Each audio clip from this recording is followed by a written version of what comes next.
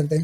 तो हम सेटिंग में आएंगे, जो हमारे पास ये आइकन है इस पर क्लिक करेंगे। इसके बाद हम आएंगे कलर थीम पर। इसका शॉर्टकट भी है Ctrl+T और Ctrl+K, इसका जो शॉर्टकट है हमारे पास, इस पर क्लिक करेंगे तो ये हमारे पास मुख्तलिफ किस्म की जो थीम्स है ये हमारे पास है। तो हम सबसे पहले को ट्राई करते हैं जो हमारे पास लाइट स्टूडियो वाला जो हमारे पास थीम है। तो इस पर क्लिक करेंगे तो हमारे पास जो कुछ विंडो है कुछ इस तरह दिखाई देगा, इसका इंटरफेस है जो कुछ इस तरह दिखाई देगा। सेकंड को ट्राई करते हैं। सेकंड हमारे पास लाइट डिफ़ॉल्ट लाइट है, तो ये हमारे पास इस तरह होगा। और इस तरह हमारे पास जो वाइट लाइट है हमारे पास इस तरह होगा, इस तरह डिम, थोड़ा सा डिम हो जाएगा।